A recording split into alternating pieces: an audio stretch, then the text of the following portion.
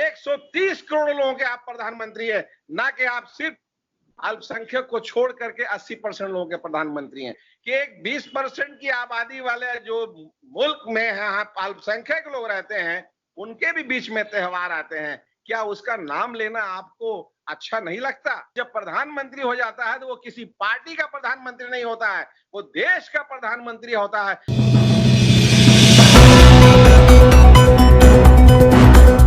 आदाब, नमस्कार, अस्सलाम वालेकुम नाज़रीन। पल पल न्यूज से मैं हूं आपके साथ नदीम अकरम। यूं तो देश के प्रधानमंत्री जन योजनाओं को लेकर के कई बार बोलते हुए नजर आते हैं। अचानक से एक फरमान हाईकोर्ट से आता है कि इतने बजे आज देश के प्रधानमंत्री जनता को संबोधन करेंगे। वैसे हर महीने मन की बात में भी यही सब सुनाया जाता है और यही सब दिखाया भी जाता है। उसी मन की बात को लेकर के आज नए तरीके से पेश किया गया राष्ट्र की बात।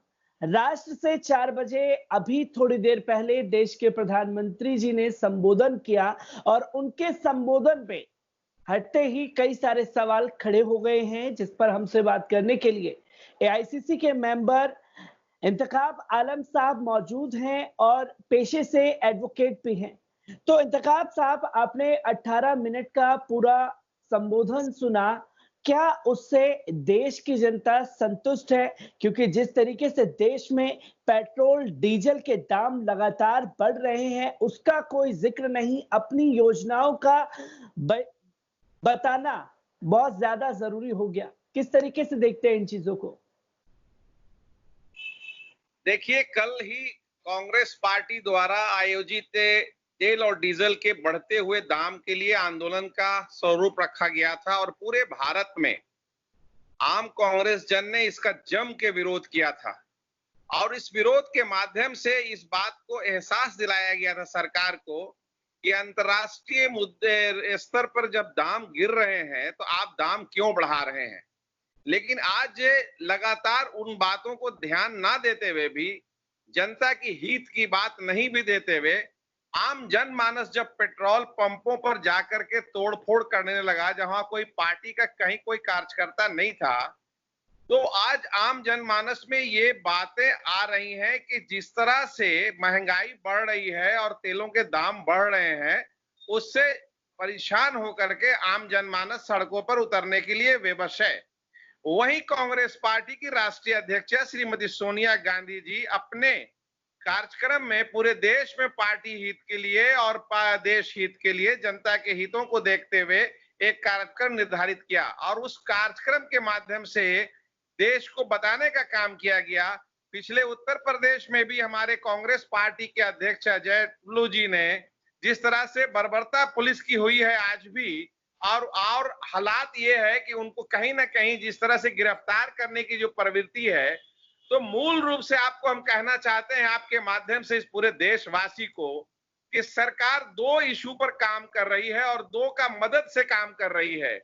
सरकार एक तो है कि पुलिस प्रशासन के माध्यम से, चाहे वो स्थानीय स्तर के, राज्य स्तर के पुलिस प्रशासन हो या सरहद पे काम कर पर सैनिक जो हमारे आदरणीय सैनिक जो तैनात हैं, उनको उनके नामों का इस्तेमाल करके, और दूसरा गोदी मीडिया के माध्यम से राज कर रही है और अपने बात को मनवाने के लिए जिस तरह से भी अपनी बात को रखवा रही है, वो एक गलत परंपरा का ये हो गया है। आज 18 मिनट तक प्रधानमंत्री अपने संबोधन में जिन बातों का जिक्र किया, मूल रूप से हम कहना चाहते हैं कि वो बिहार के चुनाव के संदर्भ में ये उनका 18 मिनट 17 मिनट का संबोधन था कि बिहार का चुनाव है, छठ मैया का नाम 2 बार ले रहे हैं, तमाम पर्व त्योहार का नाम ले रहे हैं, बीच में बकरीद एक कार्यक्रम, बकरीद का त्योहार है अल्पसंख्यकों का, उसका नाम नहीं ले रहे हैं और त्योहारों का नाम गिनाते हुए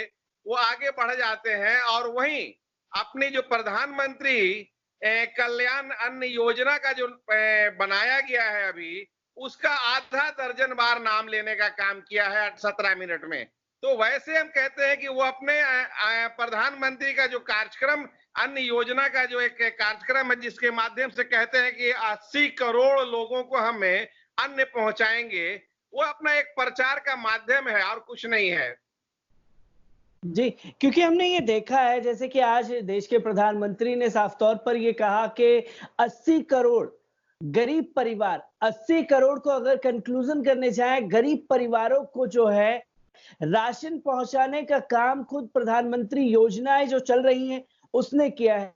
क्योंकि लॉकडाउन के दौरान तस्वीरें कुछ कह रही थी, एक भी जगह भारतीय जनता पार्टी के नेता कार्यकर्ता नजर नहीं आए, अगर कोई नजर आया तो विपक्ष या सड़कों पर जो लोग पैदल जा रहे थे मुसलमान। तो कितना उनके दावों में सच्चाई नजर आती है आपको?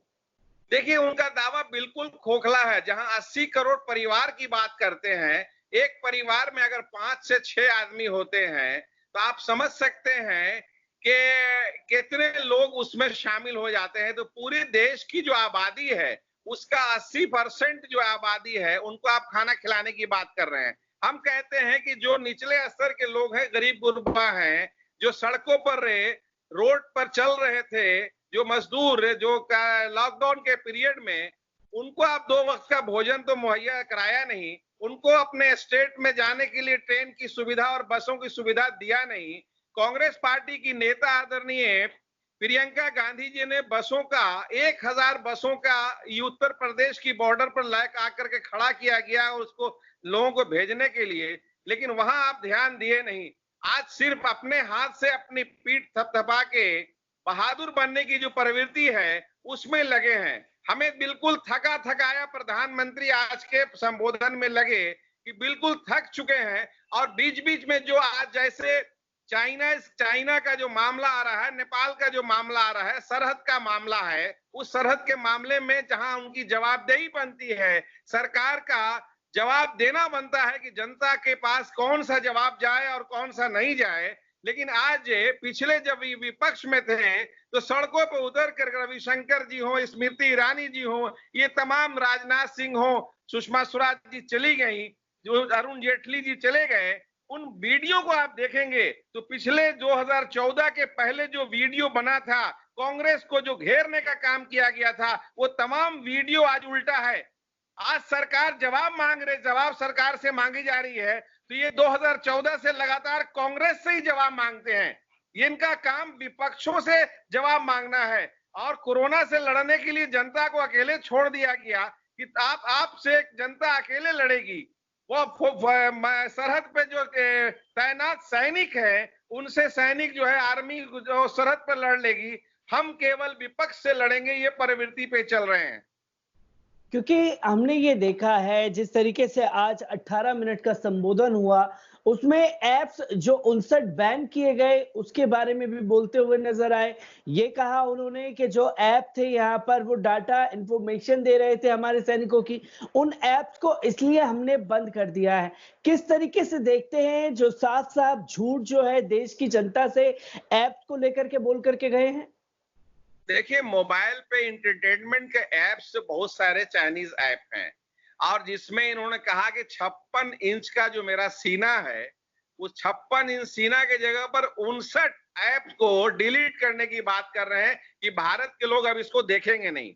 सवाल उठता है कि वो इंटरटेनमेंट ऐप है, उससे चाइना कितना कमाता है, आप भी समझ सकते हैं, कितनी रॉयल्टी आती है आप भी समझ सकते हैं। अगर वाकई आपको चाइना से बिल्कुल बाइकाट करना है, तो सबसे पहले यहाँ पेटीएम लगाया है, पेटीएम को आप बंद कराइए, ओला को आप बंद कराइए। जो चाइनीज आज मान लिया बैठ करके जो खाने पीने के सिलसिले में जो भेजने का काम करता है, उनको आपने बैन करने का काम कीजिए। ये ऐप के टिकटॉक से आप क्या कमा सकते हैं, चाइना क्या कमा सकता है? चाइना तो एक बहुत मजबूत देश है जो दुनिया को आज हुकूमत करने के लिए बढ़ रहा है।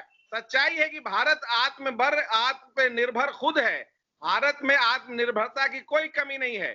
हम चाइना क्या, दुनिया से टकराने के लिए भारतवासी तैयार है, हमारी सेना तैयार है। लेकिन हमारा नेतृत्वकर्ता अगर बौना हो जाता है, अगर छोटा हो जाता है, वो अपनी बात को नहीं रखने देता है, तो उसमें कहीं ना कहीं हम समझते हैं कि कमजोरी होती है। और सेना जो तैनात है बॉर्डर पे, जो आर्मी हमारे तैनात है, उनके मन में कमजोरी आती है। क्योंकि जैसे कि आपने आर्मी का जिक्र किया, देश का अगर जो नेता है, जो देश का प्रधानमंत्री है, वो बौना हो जाए, तो मनोबल कहीं ना कहीं टूटता है। अभी 2 दिन पहले भी हमने देखा था कि अमेरिका के जो रक्षा मंत्री हैं माइक पोम्पियो, वो बयान देते हैं कि अगर चीन से लड़ने के लिए जरूरत पड़ेगी तो वो अपने देश की सेना को भारत भेज करके चीन से मुकाबला करवाएंगे। तो किस तरीके से देखते हैं इन चीजों को, जो देश के सैनिकों का इतना बड़ा अपमान है? क्या देश के सैनिक चीन से लड़ने के लिए कैपेबल नहीं है? कितनी घिनौनी हरकत है। इस पर प्रधानमंत्री का और रक्षा मंत्री का कहीं कोई बयान नहीं आता है। रक्षा विशेषज्ञों का कहीं कोई टीवी पर डिबेट नहीं होता है। चाइना के अगर डिफेंस मिनिस्टर विदेश मंत्री अगर कह देते हैं कि हम साउथ एशिया में फोर्स को लगा रखेंगे without any permission Narendra Modi ji के, कहीं कोई भारत का परमिशन नहीं होगा और हम लगाएंगे, कितनी ओछी राजनीति के आई है। उसको जवाब देना होगा कि भारत की जो सैनिक है वो क्या सोचता होगा कि क्या हम चीन से लड़ नहीं सकते, क्या हम नेपाल से नहीं लड़ सकते, क्या हम पाकिस्तान से नहीं लड़ते। ये हमारे सेना को गिराने के लिए सच्चाई ये है, मैं आपके माध्यम से कहना चाहता हूं, यही मंशा रही है कि तीनों सैनिकों तीनों दल को मिलाने का जो हमारे वहां सोच है, चाहे वो जल सेना हो, थल सेना हो, वायु सेना हो, इन तमाम सेनाओं को मिला करके एक इन्होंने सेना प्रमुख बनाने का काम किया, जिसका जो रिपोर्ट प्राइम मिनिस्टर को देगा, प्रधानमंत्री को देगा। आज यही नजर आता है कि सेना को आज कमजोर करने की जो एक साजिश रची जा रही है, उससे देश कमजोर हो रहा है।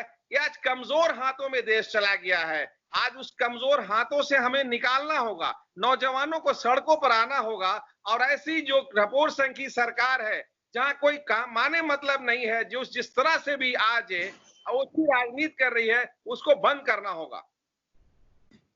जैसे कि आपने कहा देश के नौजवानों को सड़कों पर आना होगा, पर देश के नौजवान जब जब सड़क पर आ रहे हैं, चाहे जेएनयू के छात्रों, जामिया के छात्रों, अलीगढ़ मुस्लिम यूनिवर्सिटी के छात्रों, सबको जेल की सलाखों के पीछे ठूसने का काम तो ये सरकार कर रही है, तो वो बाहर आकर के सरकार से सवाल करेंगे। इस सवाल उठता है कि जेल भरो आंदोलन भी हमारे महात्मा गांधी जी के नेतृत्व में हिंदुस्तान की आजादी में चलाया गया था और हिंदुस्तान ऐसे ही नहीं मिला है। सैकड़ों हजारों जान आहुति दी है। हमारे पूर्वज के कंधों पर, हमारे पूर्वज के लाशों पर भारत आजाद हुआ है।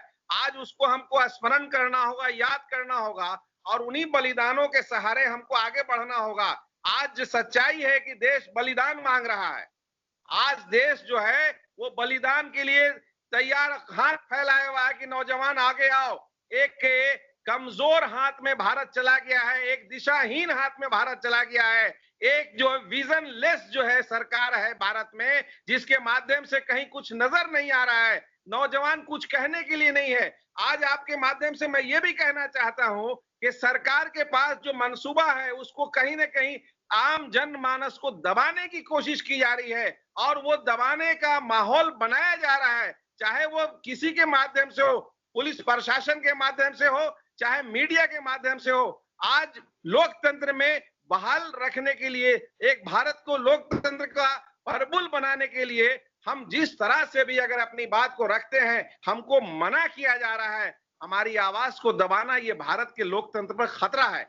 इसलिए हम आपके माध्यम से कहना चाहते हैं कि लोकतांत्रिक व्यवस्था में अपनी बातों को कहने का पूरा अधिकार रहना चाहिए और लोकतंत्र में सरकार को सुनने का भी अधिकार रहना चाहिए। आज सरकार सुनना पसंद नहीं करना चाहती। उनसे सवाल अगर पूछा जाता है तो वो विपक्ष से सवाल कहते हैं। वो पंडित जवाहरलाल नेहरू का नाम ले आते हैं कि उन्होंने क्या कहा था, इंदिरा गांधी ने क्या किया था, राजीव गांधी ने क्या किया था। सवाल उठता है कि 7 साल आपको होने जा रहा है, आप एक भी पॉइंट आप बताइए, किस बिंदु पर आपने काम करने का काम किया है, कौन सा आपने देश को एक दिशा देने का काम किया है, रोजगार मुहैया कैसा क्या कराया है, कौन से कल कारखाने आपने लगाने का काम किया गया है। ये तमाम चीजें हैं किसानों के लिए, मजदूरों के लिए, छात्र नौजवानों के लिए। यूनिवर्सिटी आपने क्या बनाया, खेतों की व्यवस्था आपने क्या की। ये तमाम चीजें आज एक भी मुद्दे पर ये नजर नहीं आ रहे हैं, तमाम मुद्दे पर ये फेल हैं। और विपक्ष जब सवाल छेड़ता है, जब इनसे पूछता है हमारे आदरणीय राहुल गांधी जी, तो कहते हैं कि ये सवालों को छेड़ने की जरूरत नहीं है, ये सरहद का मामला है, ये बॉर्डर का मामला है, ये सेंसिटिव मामला है। जब हम विपक्ष में नहीं थे और सत्ता में थे, रविशंकर जी साइकिल पर चढ़ के यात्रा कर रहे थे और पूछ रहे थे कि चाइना में जो हालात है उसका केंद्र सरकार जवाब दे। आज जवाब देने की जब बारी आ रही है तो उनको कह रहे सेंसिटिव मामला नजर आता है। ये लोकतंत्र में कहीं कोई सेंसिटिव मामला नहीं है। लोकतंत्र में जनता को अधिकार है अपनी बातों को सुनने के लिए और सरकार से बाध्य करने के लिए, सरकार से मवाने के लिए। सरकार जिन मूल्यों पर बनती है जनता का हित के लिए बनती है, ना कि उसको नुकसान पहुंचाने के लिए बनती है। जी, मैं एक आखिरी सवाल लेना चाहूंगा आपसे और ये पूछना चाहूंगा क्योंकि जैसे कि आपने बताया कि देश के प्रधानमंत्री ने सारे त्योहारों के नाम लिए, बकरी ईद का जिक्र तक नहीं था। तो देश की जो सबसे बड़ी माइनॉरिटी है, उसको नीचा दिखाने की कोशिश इस 18 मिनट के संबोधन में नहीं की गई फिर? नहीं, मैंने आपको पहले आपने जिक्र किया कि उन्होंने स्टार्ट किया कि त्योहारों का सिलसिला जुलाई के बाद शुरू हो जाता है और लगातार त्योहारों का सिलसिला शुरू करते हुए दुर्गा पूजा, दिवाली और छठ मैया का दो बार नाम लिया, चूंकि छठ का मतलब बिहार से रिलेटेड है और छठ जो है बिहार से रिलेटेड है और बिहार में चुनाव होने जा रहा है नवंबर में, तो उसको कहीं ना कहीं से उस दिशा में, चूंकि मार्केटिंग के लिए प्रधानमंत्री जाने जाते हैं, बेस्ट मार्केटर तो नहीं, मार्केट कैसे पकड़ी जाए, कौन से बातों को कहां रखा जाए, इन बातों के लिए तो उनको महारत हासिल है, उनको पीएचडी हासिल है। लेकिन सवाल उठता है कि वो बोलते बोलते इन बातों को भी ध्यान रखना चाहिए कि एक 20% की आबादी वाले जो मुल्क में है, अल्पसंख्यक लोग रहते हैं, उनके भी बीच में त्योहार आते हैं। क्या उसका नाम लेना आपको अच्छा नहीं लगता? क्या या आप नाम नहीं लेकर के 80% लोगों को क्या संदेश देना चाहते हैं? आप देश के प्रधानमंत्री हैं, ना कि 80% लोगों के प्रधानमंत्री है। आप 100% लोगों के 130 करोड़ लोगों के आप प्रधानमंत्री है, ना कि आप सिर्फ अल्पसंख्यक को छोड़ करके 80% लोगों के प्रधानमंत्री हैं। इसलिए आपको उन बातों को भी ध्यान में रखना होगा। आपके साथ देश खड़ा है। देश जब प्रधानमंत्री हो जाता है तो वो किसी पार्टी का प्रधानमंत्री नहीं होता है, वो देश का प्रधानमंत्री होता है और देश का प्रधानमंत्री सबको लेके चलता है। चूंकि वो गार्जियन होता है, वो अभिभावक होता है, वो सरपरस्त होता है, वो देश को लेकर चलने की बात उनमें होनी चाहिए, जो एक कमी नजर आई 18 मिनट के भाषण में।